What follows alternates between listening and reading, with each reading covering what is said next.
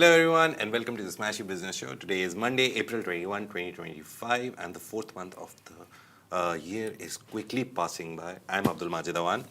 Q1 is almost over and I'm Warid Ahmed and we have a great show for you today. Now, firstly, we're going to discuss how the UAE is set to use AI to write laws, and it's the first globally to do this. Adnoc is on the shortlist to purchase Shell South Africa fuel stations. We're also going to be discussing Lebanon's Facebook account announcement and how they said that they're reopening their branches in Saudi Arabia. Tourism hit 13% of Abu Dhabi's GDP in 2025, 13% of total GDP, and Dubai's RTA has inked a memorandum of understanding with China's Baidu to launch trials for self-driving taxis. First of all, let's discuss Dubai AI Week, which is starting today.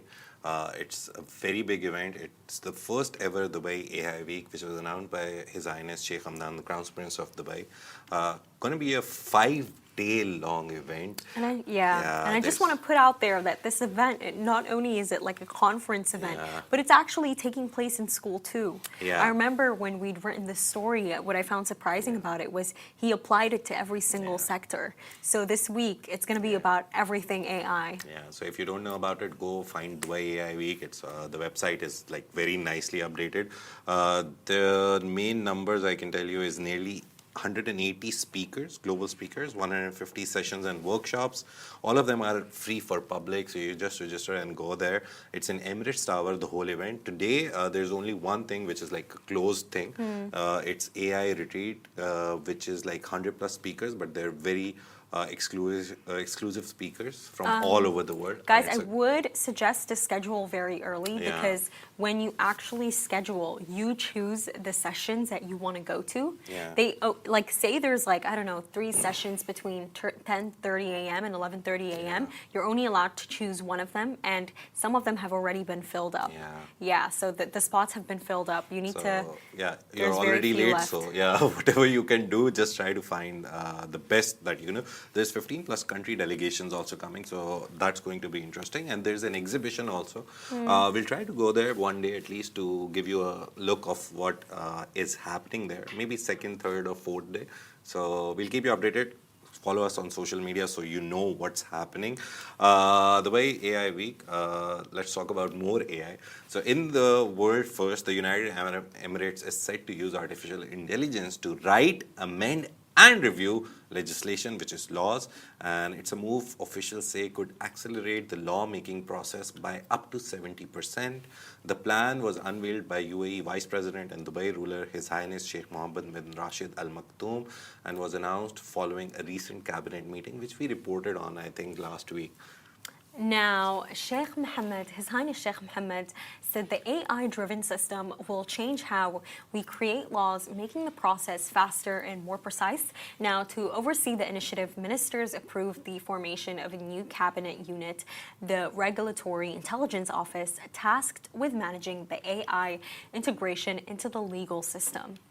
And the UAE has already made significant investments in AI, including the creation of MGX, which is a $100 billion giant. They've invested nearly everywhere. They've backed the project, which includes BlackRock, if I remember correctly, Microsoft, Elon Musk's XAI also joined the same $30 billion AI infrastructure fund. Also, Sam Altman's $500 billion Stargate project in the US. That's also under it. They invested $2 billion in Binance. They've literally invested everywhere. Soon, if they're planning, there was a report on Bloomberg that if they somehow manage to get a stake in Perplexity, they can become the first fund or first person in the world to hold a share in all big AI. So they have OpenAI stake, they have XAI stake, and if they go to Perplexity, they'll be the first in the world to have all major AI things under their umbrella. Now, experts say the UAE's approach goes further than any other government to date. Now, while countries have used AI to summarize bills or, optimize public services, which I'm sure you've all experienced yourselves, the UAE plans to allow AI to suggest legislative changes by analyzing vast databases of federal laws, court judgments, and public sector data. And however, researchers quoted by Financial Times have flagged serious concerns, including issues with AI reliability, hidden biases, and the risk of incomprehensible or impractical proposals. Vincent Straub, who was quoted by Financial Times of Oxford University, warned that current AI models are prone to hallucinations and lack robustness, making full trust in their outputs risky. Now, despite the challenges, analysts say the UAE's centralized and fast-moving government structure allows it to experiment with sweeping digital reforms more easily than many democracies. But experts, they do caution and, that clear oversight and strong safeguards must be in place to avoid unintended consequences. Yeah, the main thing about it is the hallucinations part. It was really interesting when I was reading it, that hallucinations are when AIs create news out of nowhere or something out of nowhere just because you were questioning them. If you remember GPT's early era when there was no search in it and the data was dated till 2021, you would ask something which happened in 2022 or 2023 and it'll give you an answer which was very dated, very old. And then you would question it like, no, but I think this happened in 2022, 2023, and ChatGPT was like, okay, yes, I think this happened. So that is called a hallucination on the side of AI. That's what I mean, Yeah. Majid. So I find this quite worrisome. I think this is why I prefer Grok sometimes. I use Very both. updated. Yeah, I use both ChatGPT and Grok, but something that I've noticed is that Grok never actually tells me information that's not true. It doesn't make something up to accommodate to a question that I have, but ChatGPT does do that. So I worry how that will play into They laws. put this regulatory authority in place, so obviously this will see whatever is happening if it's being used, right? The great thing I think would be they won't be relying a lot on ChatGPT or anyone. They will build a native system, a native AI chatbot, and we've seen that in Abu Dhabi. They have JAIS, I don't know, it's JES or JAIS, but it's Arabic language LLM which they use. They just recently, last year in November or December, they announced that they've upgraded it. So Abu Dhabi, the UAE as a whole is developing their own native LLMs, their own native AI. So most probably they'll be using that. And since that is being made by them, they can set the parameters, they can set the standards. So obviously it will be less prone to mistakes. You know what I find really interesting that, the US, unlike the UAE, which has, passed something like this where, they can use AI to write their laws. Instead, Trump didn't do that. He hired Elon Musk to, to lead their Department of Government Efficiency. I guess that was like their AI move and the $500 billion, ultimate AI deal that's meant to improve AI infrastructure across the U.S., which MGX is backing. Yeah. That's They're what I the find financial really big. backbone, basically. But you know what I'm like really thinking about? It's like, honestly, I've just, I might be completely wrong, but remember that video, that AI video that came out, the Trump Gaza video? Yeah.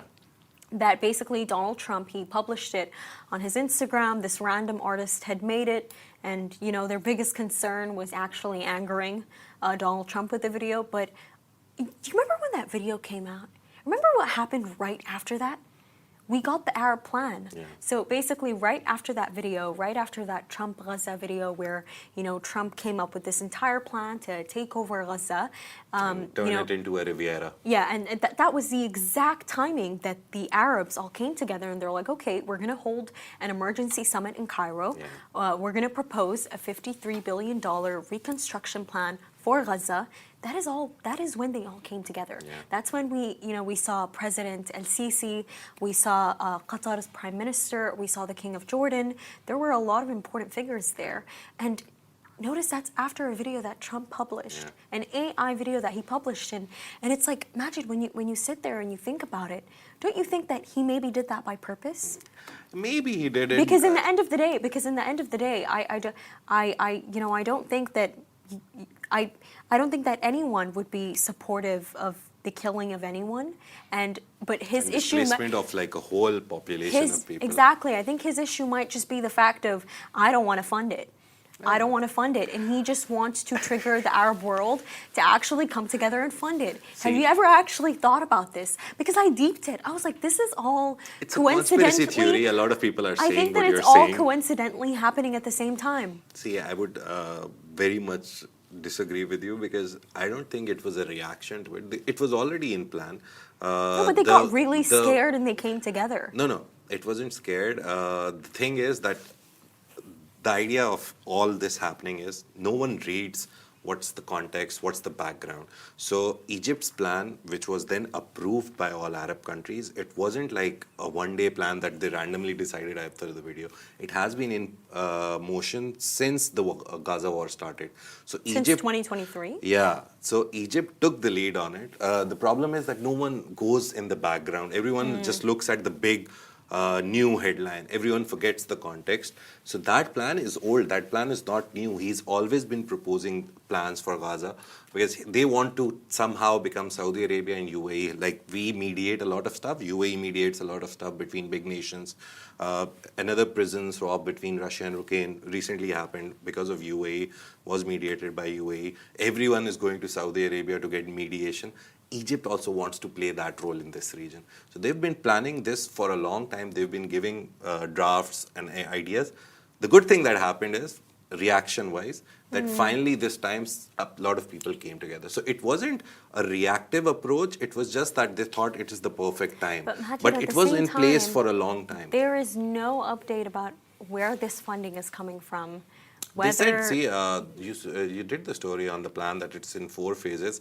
The very first thing No, that I mean which countries? all of them will contribute. But You go into the no, specific details. There's no specific figures that have been released. Figures I will never remember- come out because it's going to be 53 billion plan. Saudi will contribute, UAE will contribute. Egypt itself is facing a lot of problems, so they won't. Qatar is already helping a lot with Syria and Lebanon and everyone. They're already doing that, so Qatar will contribute. Kuwait, Oman, Bahrain, they're very well managed countries, but their GDPs are not as big as Saudi and UAE. So the bulk of the money will come But from their sovereign wealth funds are really strong. Yeah, They're so doing really well. The bulk of money will come from these developed countries, but obviously the World Bank, IMF, all of them will UN will contribute. I get I'm what just you working mean, on but this story. I mean it in the sense of I don't think that money has come. It will I don't come, think it that will money come. has come because I remember what I was reading. I remember the BBC reported that there is some fear actually involved with providing funds for the plan, because certain leaders basically it was hinting at that certain leaders are afraid of, will this money even be used No, it for will not this be. plan? See, you're not giving money to Palestine or the sitting Palestinian Authority. You're going to put some regulators in check, and they're always there. Whenever these rebuilding plans happen, throughout history, you see there is someone regulating it. It's either UN, it's either the Arab League, the emergency meeting. All of these guys will form a committee. So technically, it's very complicated. It's not just like you take 100 dirhams and go out and buy candy. It's very complicated to put up regulators, right regulators who will not be biased, who will be objective, who will see everything rightly, Or who won't be embezzle the money. sold out, who won't go into corruption, who have a good record. So just starting, again, every plan, just the pre-planning phase is the most difficult. Once you put up a good plan, they've put up a good plan, the implementation will be slow, to be honest. That's the only thing that I worry about. Yeah. It is going to be slow, but it is going to be there. But just speaking of plans, Adnoc is planning to buy Shell South Africa fuel stations. Now, Abu Dhabi's national oil company, Adnoc, has been shortlisted to acquire Shell's downstream assets in South Africa, including a network of about 600 fuel stations. Now, the potential deal is valued at up to $1 billion, according to a report by Bloomberg. And Shell's South African portfolio includes fuel retail and local trading operations. The company reportedly appointed Rothschild to oversee the sale and is expected to select a buyer in the coming weeks. Adnoc declined to comment on the matter when they were approached by AGBI. Now, Swiss commodities trader Gunvor is also among the shortlisted bidders. Now, earlier contenders included Saudi Aramco, South African energy company Sasol, and global trading firm Trafigura. Now, Shell currently holds around 10% of South Africa's fuel retail market. And this move aligns with Adnoc's broader strategy to expand internationally. In 2023, Adnoc Distribution acquired a 50% stake in Total Energies Marketing Egypt, marking its entry into North Africa. The company has said it will continue to explore M&A opportunities despite a 7% drop in 2024 net profit. Now, beyond fuel retail, Adnoc has increased its global presence in petrochemicals, liquefied natural gas, LNG, and trading. Now, it recently partnered with Austria's OMV to launch the $60 billion Borouge Group International and bought into an LNG export project in Texas. Adnoc is also exploring additional natural gas assets in the United States. Yeah, the thing you remember we talked about, We you did. went to get the coffee. The way that they're Yeah. diversifying, I think with Adnoc, their expansion strategy, it's just, honestly, it's really smart and it's really basic because of the fact that, we're seeing oil prices are dropping. Yeah. There was a time, I believe it was $8. It was at $8 specifically, and then it dropped to $6. $80. Oh, 80, sorry. and it came down to 60. So sorry. But then it went up to 65. It's trading around 65 to 70, Yeah, it went somewhere in from between. $80 per Per barrel, barrel yes. to $60 per barrel. So what these, what these oil companies have to do is for them to, still be alive and still have high profit margins, they need to diversify. And the way that Adnoc has done this is that they've increased their retail items that they're selling, and they've done this in the way through coffee. They've done this, their coffee is insane, by the way. They use Ethiopian coffee beans, and, they've just created a lot of options for their clients to stay loyal. And their rewards program is really good, by the way. Like my family with Adnoc, we go there, we get our points. You can get a discount when you buy petrol, Majid. The good thing is they know that they can't depend on oil. Again, it's Adnoc, Abu Dhabi National Oil Company. It's based on the idea that they'll sell oil, but they've realized that it's not the only thing that they can rely on because prices are fluctuating. It's very bad. Right now, I'm seeing it's 62.85 right now, the per barrel price. It keeps going up and down. Wait, what is it right now specifically? 62.91. It's changing, so it updates. So Majid, 62.91. honestly, while you're reading that, the feeling that I'm getting, because I remember when I joined this job with you in the beginning, first show that I hosted with Majid, we were talking about how it was like at $80. So the fact that it has dropped so quickly. And the thing is that every country has their budgets and everyone needs oil at a different price. $90 is like the minimum amount that Saudi want to have an equal budget. Like if they spend 100 riyals, they want oil to be at $90 per barrel so they can get 100 riyals back. That's the breaking point for them, equal point for them. With Abu Dhabi, the point is lower. It's at nearly $70 per barrel because they are more diversified than Saudi Arabia and also a smaller economy, so they don't get affected a lot. But still, they want the oil to be at 70. So that's one of the reasons. The main thing from this story is that there's 600 petrol stations. So imagine 600 retail stores. They're literally going all in. Wait, where is this? 600, you read the first Okay. one. So 600 stores. Sorry, it's just because previously we discussed their expansion and how many stores that they so opened. Shell South Africa has 600 stores under them.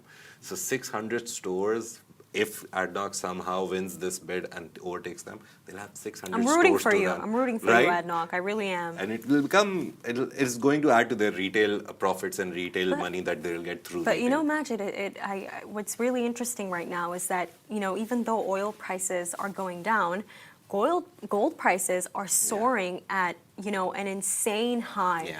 I mean, it was reported that gold hit over $3,000 per ounce. And Egyptian billionaire Naguib Suarez, he went on to X to say that China is dumping the U.S. for gold. What do you think about that? And they're right. The gold is like the best safe haven for everyone in the world. Whenever anything is going up and down, people start investing in gold because it's the safest investment because you can physically buy gold. So he's right, to be honest. I don't think I'll invest in it now. It's gone up. I need There's to. very Do you interesting. think it will ever go down again, Majid? Gold it won't come down as much. The thing with gold prices, once they go up, they come very little down. Again, there's only enough gold in the world. You also talked about silver, remember, that there's only enough silver in the world, enough gold in the world. That is why whenever the prices go up, so if it goes to 3250, maybe it'll come down to 50, but it'll never come down to 2700 Yeah. unless there's like millions of dollars of gold found on Mars and Elon Musk finds it and brings it back to Earth. The limitation on their discovery is the reason that their prices keep going up. But gold is the long-term game for a lot of people. But it's also a safe haven. So whenever they're facing problems with anything, stock market, real estate, whatever, they just pull out the money, liquidate all their stuff, assets, and they just put it in gold. Because it doesn't drop that much like the markets. Stock markets, in the worst cases, can go 50% down. So your 1 million is 500,000. But gold, it will come down 100, 200, 300 maybe. So that's why it's considered a safe haven. The interesting thing is, you were talking about China. I was looking at this report yesterday, and China is the biggest holder of US Treasury bonds. So I was looking at it. There was the whole video, actually, not a report. I just remembered the graphics. And if China pulls out that money, they're like, okay, take your bonds, give us the money back. US can go literally bankrupt in a day. But they won't do it because US Treasury bills and bonds are very sacred also.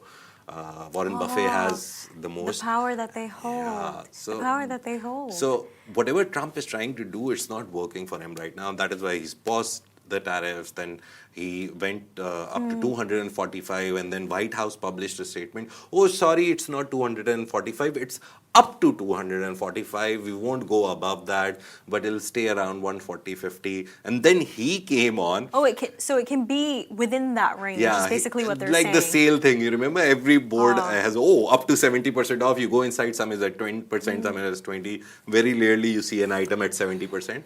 But the last thing that Trump said is, "Oh no, I'm not going to push them that much. I'm not. So Trump, whatever he tried with the world, a lot of places it worked. 70 plus countries, he said, came to the discussion table.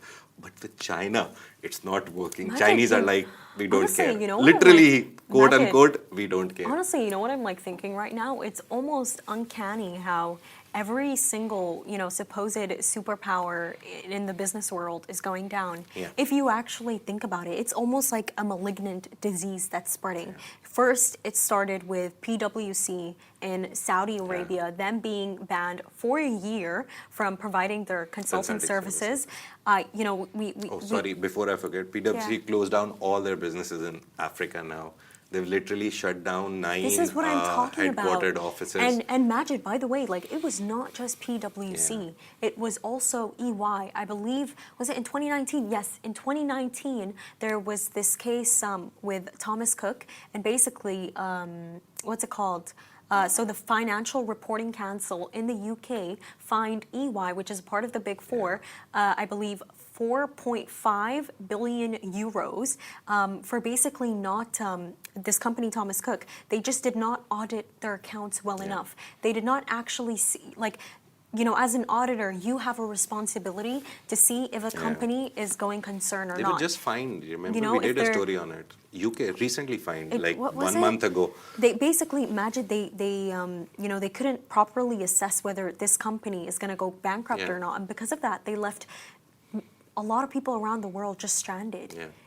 That's what, because it's basically an airplane company, and it's, we see this case with EY, and then we see PwC in Saudi Arabia, and now we're seeing how public perception is completely changing of the US, where it's like, what are you doing? It's like, Just it's so remaking the uncanny. PPTs. It's really, no, seriously, it's so uncanny how all these supposed big, superpowers in the business world are just coming down. They're just toppling down, and me and you are getting, a first real look at this. Front seat look, right? The very simple one sentence thing is, every up has a down, every down has a up.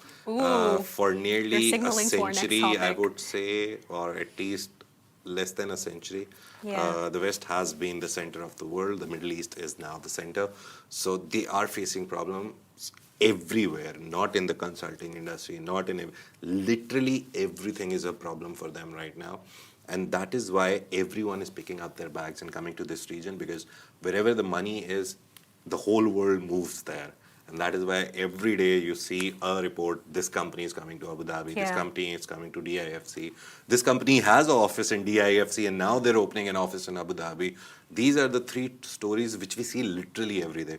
It's not just asset managers, it's law firms who want to come and handle the cases of the clients here, because recently corporate tax was introduced like 2-3 years ago in UAE, so they want to help with that. So everyone is coming where the money is. They are. And this is the place where the money is. I remember even, the famous dessert company, Bleban, they actually said on their Facebook post, Majid, that for them, Saudi Arabia was the starting point for their very quick expansion and success in the Gulf region, but also in the world. That's kind of what, triggered more store opening.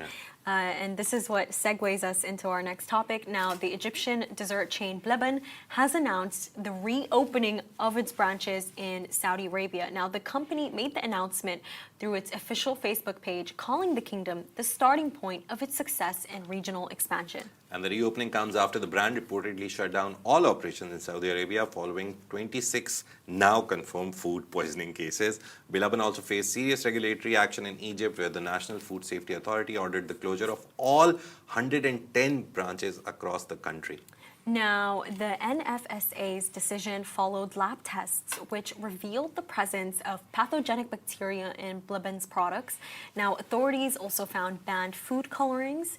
Remember, Majid, how I told you how, the mangoes are just almost looking too perfect and too yellow, and improper food storage across the company's affiliated brands, including Karam al-Sham, Kunafa wa Basbousa, Wahmi Burger, An'am Shaltat.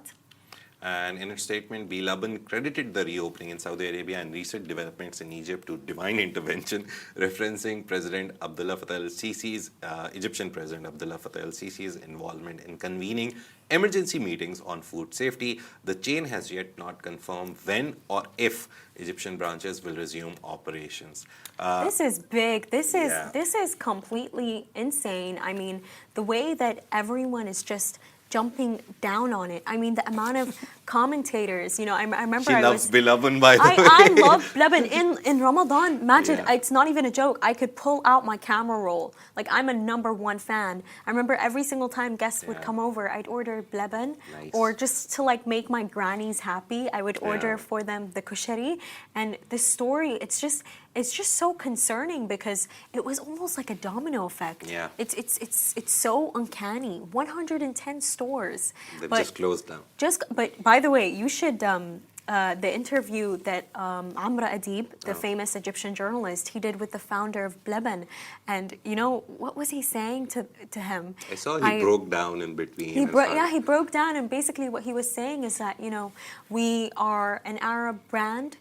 Stop trying to destroy our image. Give us a chance, and something that he kept repeating in that interview with I believe with the NBC. He kept saying to Amra Adib that we're just gonna listen to the government. We're gonna do whatever the government says. And it's like, I remember Amra Adib, he responded. What did he say? He said, Ya Akhuya, I just have one request from you, Ya Akhuya. But what did he say? He said, نزلوا السكر, like please reduce the amount of sugar. So if Amra Adib is thinking to himself that, okay, they're reopening, and he's on live TV telling everyone, please, there's a lot of sugar just reduce the sugar content. But Majid, you know what I heard? I saw something that was just so weird. Basically, someone on Facebook was saying, by the way, Facebook is where Bleban has its largest audience. Guys, 3 million followers. But it's like, when you think about that, it's a trend, by the way, Majid. Egyptians love Facebook. Saudis and Emiratis, they love Snapchat. It's like everyone has their own favorite app. But anyways, that's beside the point.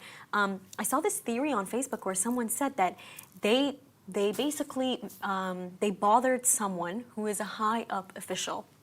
And I'll tell you how. Conspiracy theories again. Maybe it's a conspiracy theory, but I'll tell you why there may be a sense of truth in it. I don't believe it. This is all alleged.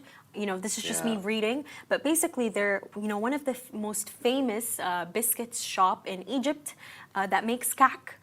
which is basically covered in, that grinded sugar. It's called al-abd. Now, al-abd, they really make such good kahk. And Blabin made an ad about them. Yeah. And this ad that they made, they were almost mocking, the Allah yarhamu, the dead founder of al-abd. And you saw the ad too. They looked like the same man. He was wearing glasses. And they deleted that ad. They deleted that ad, Majid. And I remember someone was saying that there was a country in the Gulf that purchased stake in al-abd. And they saw that ad, and they might have told an official in Egypt because think about it, this entire closure, what was it triggered by? The Egyptian authorities, health authorities there, finally decided, you know what, we're going to do some lab tests. Yeah. We're going to go around to the Bleben stores, and we're going to check what's going on there.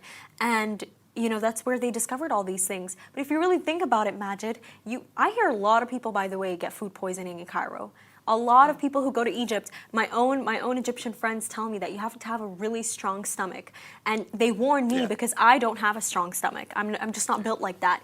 But point is that you could go to a lot of restaurants and do different tests, and you'd probably find issues in a bunch of them. Yeah. It does happen. It's very normal for, I feel, employees, especially when they're in a rush and demand is high maybe. But point is why out of all places would they check Bleben?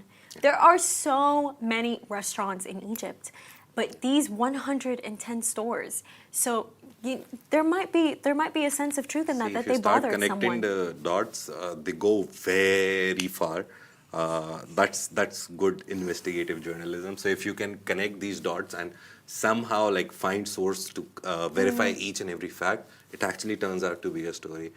But the only thing is that there's so many theories behind it. The only thing that I, on a personal level and on an observation level, I can say is with countries like Egypt, my country, Pakistan, the other countries that I've been to, you see UAE and Saudi Arabia very, very, very strictly imposing their health and safety precautions and all those laws. You go to other countries, the amount of filth you'll see around places, it's impossible to even think that this is hygienic. It's not even filth, it's also nutrition. No, nutrition-wise, though, it's a very different. Even the filth, you go to these countries, a lot of you have street vendors, people who are selling fruit on these movable carts. Everything is so unhygienic in those places. No, I agree with so you. it begs the question that why would you go to a store and check? Where's the health and safety because check these things, for those guys? They are common. They are common, by the way. I remember in Sudan, there was this really famous spot. It's called Al-Bayt al-Suri. Okay. It's Majid.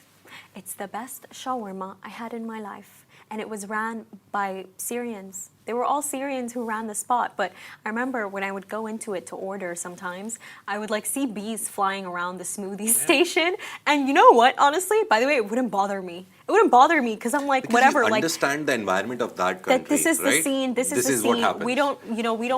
We don't actually have the funds to have something more fancy. Yeah. But point, they produce the best shawarma I ever had. No, seriously, I mean it. And all those Syrians, by the way, I don't know if you know this, but basically after what happened in Syria, Sudan had given a lot of Syrian people passports. Nice. Yeah, it gave them citizenship, and even honestly, all the better because they made our food scene so beautiful. But in Egypt, that's what I mean. I know there are a lot of places that probably have the same issues. So why is Lebanon specifically being targeted? And I think, by the way, the criticism towards the brand is extremely harsh. I think that it's extremely harsh for a brand. The bigger you are, the harder you fall. Think about it, Majid. The brand was founded in 2021. Yeah. Guys, that's 4 years. See, you have to understand some marketing lesson, again, in a very single sentence before we move to Abu Dhabi. The thing is, with brand marketing, you have so many ways to sell your brand, emotional appeal, blah, blah, blah. There's just one way which Bilaban chose, the aggressive way. Like mocking others, mocking their products, mocking their brands, being very in-your-face brand. It works. It works miracles. 2021, they were formed. They're the talk of the town.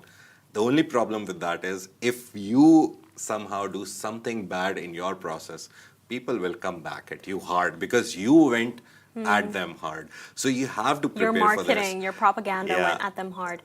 So whenever you're doing such aggressive marketing, you have to see where your house is, if But your those- house is but clean. Majid, those So that is the 25 problem I saw. Those 25,000 employees. that It's had- fine. that There's lost- like millions of other It's businesses not- which have shut I down know- over the years. I know you're saying it's more fine, than but 100,000. I actually, we Yeah. know someone, we know a family friend who works for Bleban Yeah. in Egypt, and out of nowhere, and he even said it himself, suddenly he's just laying in bed. And there's no work. It was not like a. By the way, it was not something which the employees oversaw, from what It's I not heard. there, yeah. And They by the couldn't way, have seen he it was also. he was using that money to take care of not just himself, but a lot of his family members that escaped, the war that's right now ongoing, the civil war that's ongoing in Sudan. So I have so much empathy for those employees. You have to see the utilitarian perspective on this. A little bit of philosophy now, since we're discussing it. Would you say that him running a business, even with those unhygienic practices, still supporting 25,000 families and all the other people that he's supporting through his causes, is that fine? Or is the one person who got food poisoning because they were not clean enough, or there was some sanitary problem, is that person important? Look, I think It's that a very they're both, difficult philosophical look, debate. I honestly I think that they're both equally affected, the Yeah. customer So and the even one one making person it. getting poisoned But because of Majid, their unsanitary these habits. employees, they don't lead themselves. They have No, no. someone leading them. My point is, if nothing happened, great, 25,000, all this causes, great.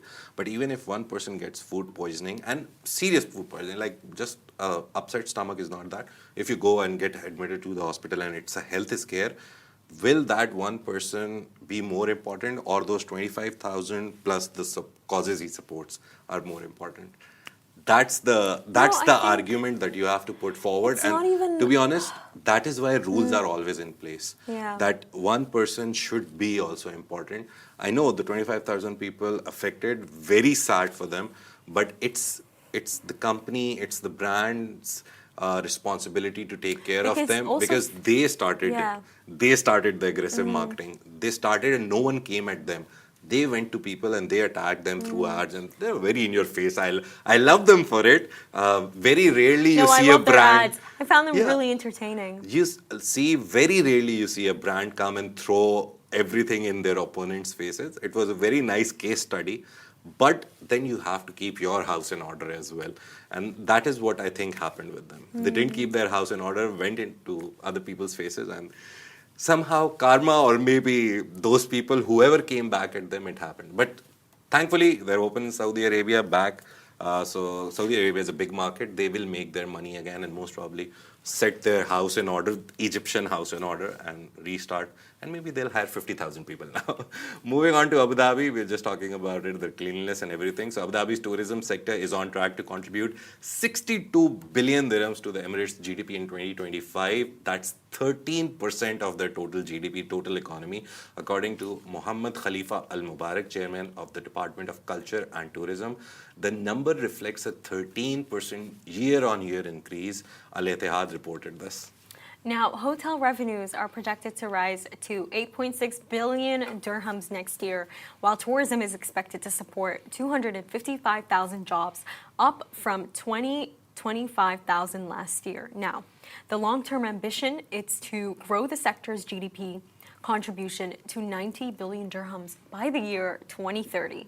And the momentum is already building. International hotel guests rose 4% in the first quarter of 2025, with an average occupancy rate of 79% across the Emirate and 82% in Abu Dhabi city. I was one of them. I went to Abu Dhabi this weekend. Top visitor source markets include India, China, the UK, Russia, and Saudi Arabia.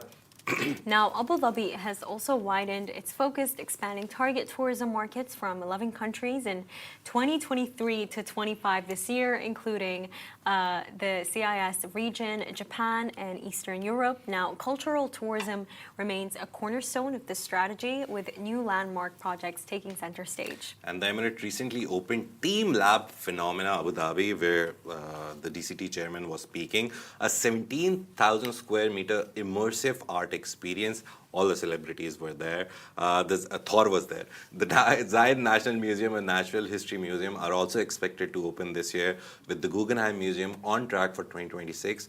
And the second sphere in the world after Las Vegas is going to also open in Abu Dhabi. There's a lot of details that haven't come out. It's just announced that Abu Dhabi is going to be there. So Al Mubarak confirmed 2 more mega cultural projects that they'll be announced soon, regardless of oil price fluctuations, whatever is happening with oil. So this was a very interesting link. He talked about oil prices with Bloomberg, that we will keep continuing our tourism push. We will keep building these cultural places where people come. Even if the oil is at 55, we don't care. And if the oil goes up to 100, we're still going to build them. We're still going to invest in them, because tourism is one of the sectors that Abu Dhabi has in focus. It's like, if you say top 5 non-oil sectors, tourism, I think, would be number 2 or number 3 at least.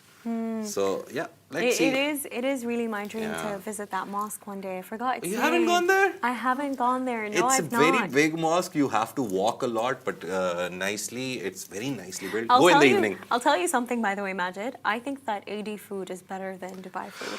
Yeah. It's way better. I mean, the memory of going to my grandfather's house in Abu Dhabi, and my dad, he goes to this place. I honestly forgot the name. I didn't have a sense of direction. I wasn't paying attention. But they make this fish, Majid, and it has this like tomato spicy sauce slathered all over it. They remove the fish bones for you. They clean it really well. I've never tasted seasoning like that. Even after I've gone to the fish market here, by the way. Oh, nice. I've never come across that again. And all I'm yearning for is to just go to Abu Dhabi just to have that fish. But sorry, what were you going to say? I think Abu Dhabi, Dubai, Sharjah, after like going to all these places now, they have their distinct taste. It's not better or worse. I love Abu Dhabi food also, and I love Sharjah food, and I love food in Dubai also. But I've realized after a long time that it's not bad or good. Like comparatively, you can say they have their own. It's very weird because nearly everyone sells the same food. They have the same systems, nearly the same cooks, which circle around in different shops.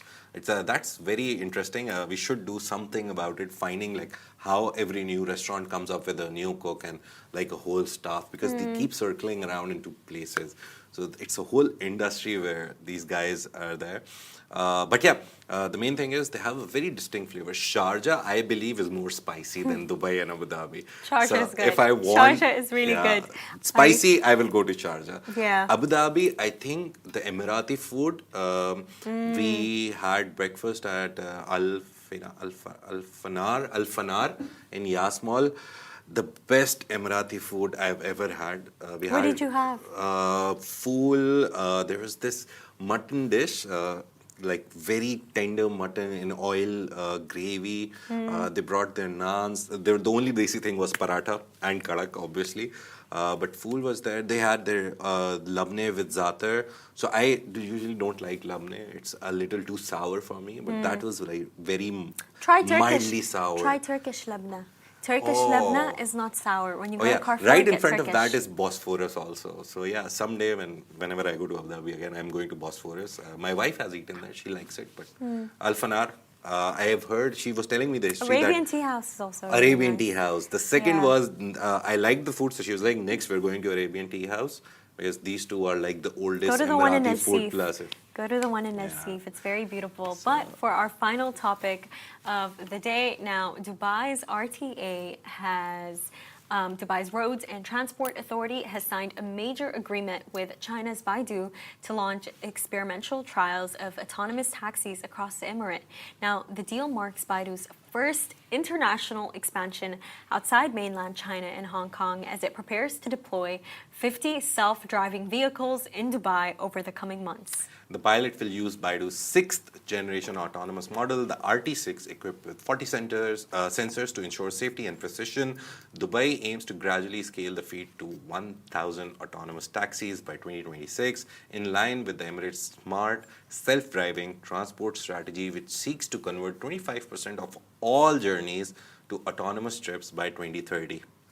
Now, today, Baidu's Apollo Go service has completed over 10 million autonomous trips, logging more than 150 million kilometers of safe driving. Now, this move positions Dubai among the world's most advanced cities in self-driving transport innovation as it accelerates its adoption of AI and smart mobility. And the MOU was signed by top officials from both sides, including RTA's CEO of Public Transport, Ahmed Hashim Behrozian, and Baidu's MENA General Manager Liang Zhang. RTA's Director General Matar Al Tayer described the agreement as a pivotal step in realizing Dubai's long-term autonomous transport goals. Now, this announcement follows another recent partnership between RTA, Uber, and autonomous tech company WeRide. Now, in April, Uber confirmed that Dubai would be one of the first cities where its app will support autonomous rides, starting with WeRide vehicles.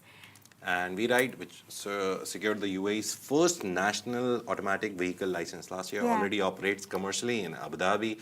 Together, these partnerships solidify Dubai's mission to lead the world in smart transport, blending innovation, regulation, and private sector collaboration to redefine urban mobility. The main thing is you will soon see autonomous taxis in Dubai. If you go to Abu Dhabi, you want to test them before you test them in Dubai. I would say just go to Abu Dhabi and try one of them. They're really cool, really scary, but really cool for the first time. But afterwards, I think after like 2 or 3 trips, you get used to of not having a driver. It's like you're sitting behind and the driver is driving a car. It's just the driver is wearing an invisible band to become invisible. Yeah. He has a superpower. But yeah, they're very, very safe. You just go and watch the videos. You'll find out. You know what I really don't hope for though, Majid? Because basically I've been noticing something lately. Every single time I order a taxi from Kareem, I either get like BYD or I get a Tesla or I get the options are endless. Yeah. If this shows up with no driver and it's like 12 at night, trust, I will be panicking. I will definitely be panicking. You can choose it. I think in the start they will give you an option. Let's like in hope Abu so. Dhabi. In Abu Dhabi they have an option that if you want an unmanned car.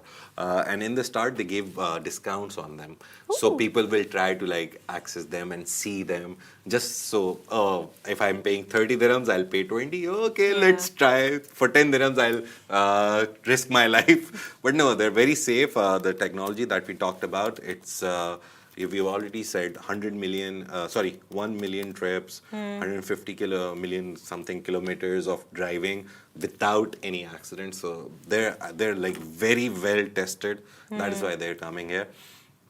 And that's a wrap for today. Thank you so much for tuning into the Smashy Business Show. Make sure to follow us across all social media channels at Smashy Business. And please stay ahead with our daily newsletter. You'll find the subscription link in the description. This has been a Smashy Business Show, a Smashy Business production, part of the Augustus Media Podcast Network. A big shout out to 1.6 million monthly listeners across all platforms. You make this possible. If you're one of them, we appreciate you. Thank you so much. See you tomorrow. Have a good day.